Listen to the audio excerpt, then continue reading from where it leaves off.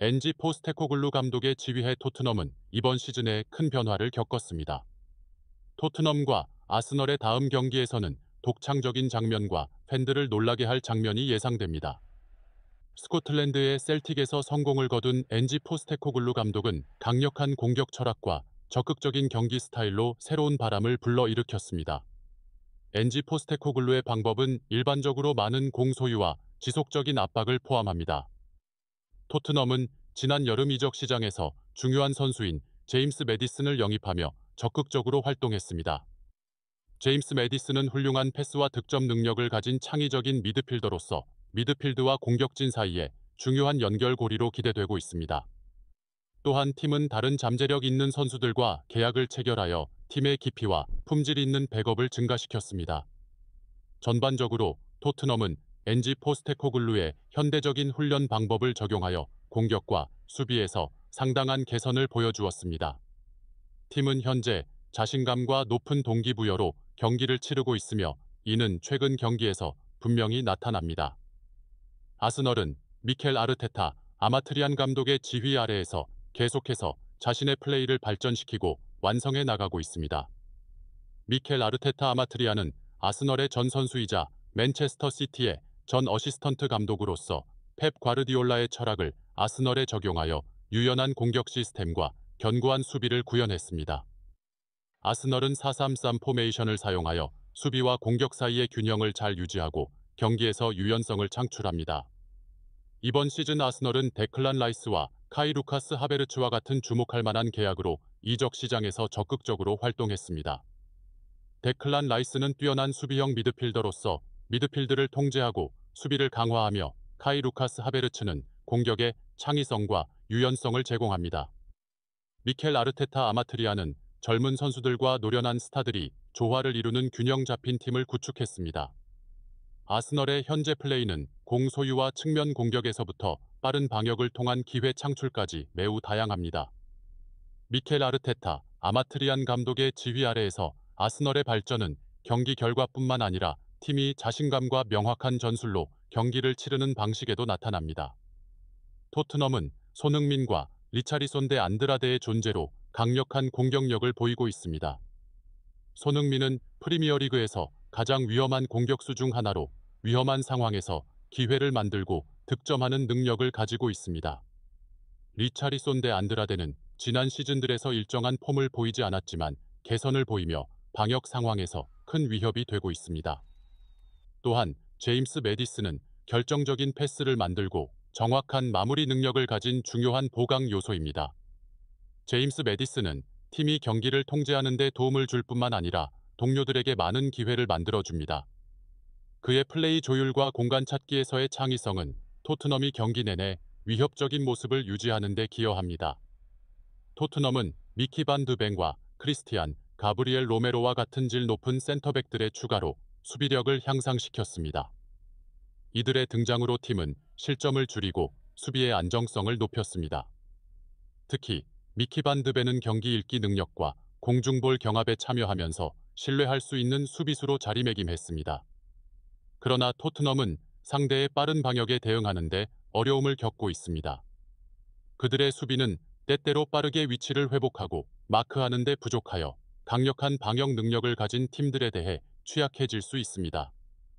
토트넘의 몇몇 백업 포지션은 아직 품질 요구를 충족하지 못하며 이는 중요한 경기나 부상 시 문제를 일으킬 수 있습니다. 팀은 시즌 내내 일관된 폼을 유지하기 위해 팀의 깊이를 개선할 필요가 있습니다. 아스널은 부카요 아이용카, 템리다요 사카, 가브리엘 터도로, 마르티넬리 실바, 에드워드 케다르 은케티아의 조합으로 강력한 공격력을 자랑합니다. 부카요 아이용카, 템리다요 사카와 가브리엘, 터도로 마르티넬리 실바는 측면 공격에서 기회를 창출하고 득점하는 반면 에드워드 케다르 은케티아는 기회를 잘 잡고 세트피스에서 득점하는 능력을 가지고 있습니다. 데클란 라이스의 추가는 수비를 강화하고 원거리 수비 능력을 향상시킵니다. 그는 상대의 공격을 차단하고 수비에서 공을 배급하는 능력을 가지고 있습니다. 그의 존재는 아스널이 경기를 더 잘 통제하고 수비에 대한 압박을 줄이는 데 도움을 줍니다. 아스널은 마틴 웨데가르와 카이 루카스 하베르츠와 같은 미드필더들의 조정 덕분에 유연하고 창의적인 공격 플레이를 하고 있습니다. 이것은 아스널이 경기를 통제하고 많은 득점 기회를 창출하는 데 도움을 줍니다. 마틴 웨데가르는 플레이 조율과 결정적인 패스를 만드는 능력으로 주요 선수 중 하나입니다. 아스널의 주전 라인업은 매우 강력하지만 백업 선수들은 균형과 전체적인 힘을 보장하기 위해 개선이 필요합니다. 주전 선수들에 대한 과도한 의존은 이들이 부상당하거나 폼이 떨어질 경우 위험을 초래할 수 있습니다.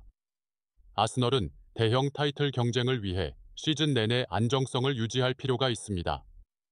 뚜렷한 개선이 있었지만 경기에서의 불안정한 폼은 팀의 목표 달성에 영향을 미칠 수 있습니다. 2023에서 2024 시즌을 기준으로 아스널은 20경기에서 승리했고 토트넘은 12경기에서 승리했습니다. 2022년-2023 시즌 2022년 10월 1일에 아스널이 토트넘을 2대0으로 승리했습니다. 토트넘은 2023년 1월 15일 아스널과의 경기에서 홈에서 3대0으로 대승을 거두었습니다. 2023-2024 시즌 2023년 11월 6일 토트넘이 홈에서 2대1로 승리했습니다. 2024년 2월 12일 경기에서 아스널과 토트넘은 1대1로 비겼습니다. 토트넘은 아스널과의 경기에서 최강의 전력을 갖출 것으로 보입니다. 제임스 매디슨, 손흥민, 리차리손 대 안드라데의 존재는 득점 기회를 만들고 상대 수비의 압박을 유지하는 데 중요한 역할을 할 것입니다. 제임스 매디슨은 창의적인 능력과 결정적인 패스를 만드는 능력으로 토트넘 공격 전술에서 핵심 선수 중 하나가 될 것입니다. 손흥민과 리차리손 대 안드라데도 득점과 팀의 위험한 상황을 만드는 데 중요한 역할을 할 것입니다. 아스널은 토트넘의 위험한 선수들을 마크하고 통제하는 데 도전할 것입니다. 그들은 토트넘의 공격을 차단하기 위해 수비수와 수비형 미드필더 간의 긴밀한 협력이 필요할 것입니다. 아스널 측에서도 주요 선수들의 존재로 거의 완벽한 전력을 갖추고 있습니다. 아스널은 토트넘의 핵심 선수들을 주의하고 상대 수비의 약점을 활용하여 득점 기회를 만들어야 합니다. 아스널의 유연하고 창의적인 공격 전술은 경기 결과를 결정하는 중요한 요소가 될 것입니다. 앙제, 포스테코글루의 지휘해 토트넘은 2명의 수비형 미드필더와 3명의 공격형 미드필더가 하나의 주 공격수를 지원하는 전술을 자주 사용합니다. 이 전술은 토트넘이 중원을 장악하고 다양한 방향에서 공격할 수 있게 해줍니다. 토트넘은 고압 전술을 자주 적용하여 아스널의 수비에 압박을 가하고 빠른 공격에서 득점 기회를 만들기 위해 노력할 것입니다. 토트넘은 측면에서의 공격을 통해 강력한 공격을 자주 시도합니다. 그들은 손흥민과 리차리손 대 안드라데의 속도와 기술을 활용하여 아스널의 수비에 어려움을 주려고 할 것입니다. 제임스 매디슨의 플레이 조율과 공간 탐색의 창의성은 상대의 수비 시스템을 무너뜨리는 데 중요한 요소가 될 것입니다. 아스널은 2명의 중앙 미드필더와 하나의 공격형 미드필더를 포함한 4-3-3 전술을 사용하여 공격을 지원합니다. 이 전술은 아스널이 수비와 공격 사이의 균형을 유지하고 플레이에서 유연성을 제공합니다. 아스널은 높은 볼 점유율로 측면 공격을 자주 시도합니다.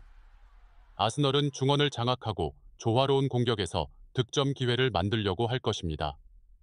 데클란 라이스는 수비를 보호하고 토트넘의 공격을 차단하는 역할을 하며 마틴 웨데가르드는 플레이 조율과 공격을 위한 결정적인 패스를 제공합니다. 아스널은 토트넘의 빠른 방역에 주의하고 수비에서의 조직력을 유지하여 상처를 입지 않도록 해야 합니다. 현재 두 팀의 폼과 강력함을 기준으로 토트넘과 아스널 간의 경기는 매우 균형 잡히고 흥미진진할 것으로 예상됩니다. 토트넘은 홈 어드밴티지를 가지고 있어 이를 통해 위험한 기회를 만들고 아스널의 압박을 유지할 수 있습니다. 그러나 아스널은 강력한 팀과 효율적인 공격 전술을 가지고 있습니다. 경기는 2대2 무승부로 끝날 수 있습니다. 두 팀 모두 득점 능력이 뛰어나며 이 경기에서 많은 기회를 창출할 것입니다. 토트넘은 홈 어드밴티지와 강력한 공격력을 바탕으로 위험한 상황을 만들 수 있으며 아스널은 날카로운 공격 전술과 중원 장악으로 쉽게 패배하지 않을 것입니다. 두 팀의 경쟁과 품질은 예측할 수 없는 맞대결을 약속하며 결과는 결정적인 순간과 주요 선수들의 기회, 포착 능력에 달려 있을 수 있습니다.